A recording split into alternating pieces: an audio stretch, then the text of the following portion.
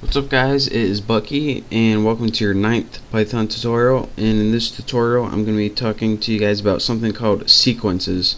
Now what a sequence is pretty much something that lets you store data, and it sounds pretty simple, but it's pretty much like a list. And actually one of the things in Python is called a list, and that's what I'm going to be showing you guys today. And the other main type of sequence I'll probably be talking about pretty soon is called a tuple, or tuple. Some people call it a tuple. I call it a tuple. Either way. But let me show you guys how to make a list so you guys actually know what I'm talking about. Now, to make a list in Python, first of all you have to give it a name, and I'm going to name mine family. Next, you make an equal sign, and in square brackets you add all of your elements of the list.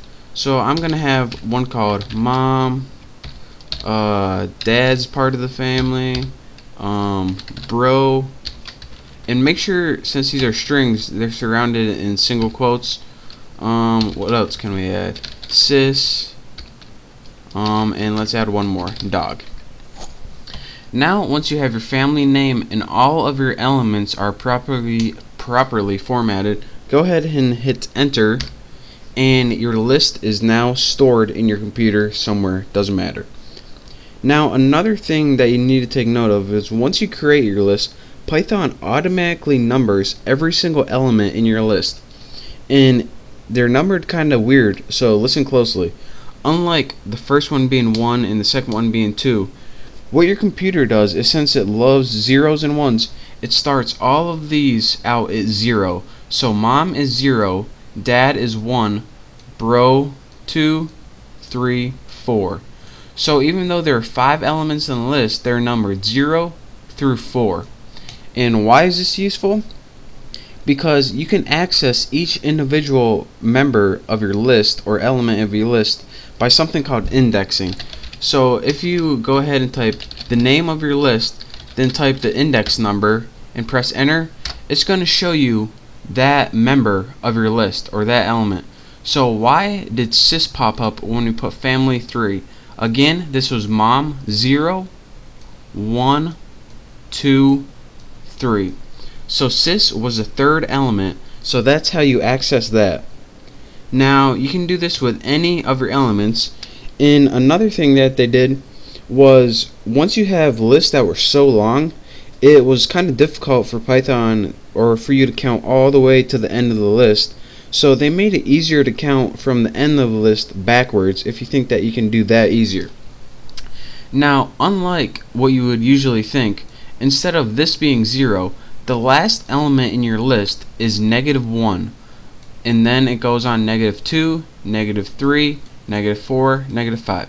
It can't be -0 because -0 is the same thing as 0, and that would just not make sense. So again, let's go ahead and let me show you an example of that. Family, and let me put -2.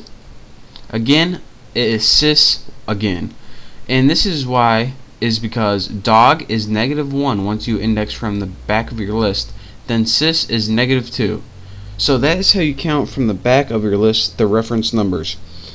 And so that is how you make a simple list, and each element in your list is automatically assigned 2 values. One of the values is the values to count forward, 0, 1, 2, 3, 4, and the other value you can reference it by is by counting backwards, -1, -2, -3, -4, -5. So that is how you do that. And another thing I want to teach you guys before I leave is that strings can also be sequences. So say you have a string like Bucky.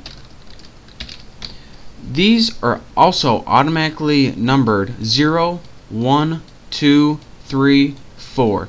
So if you want to index something like 3, what's this going to do when we press enter is say, alright, B is 0, U is 1, C is 2, K is 3.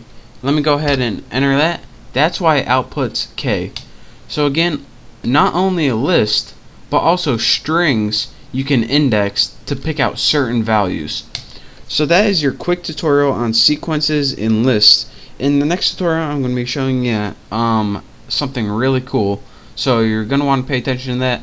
Again, don't forget to subscribe if you like these tutorials, and I guess that's all I have for this tutorial. So thank you, and I'll see you next time.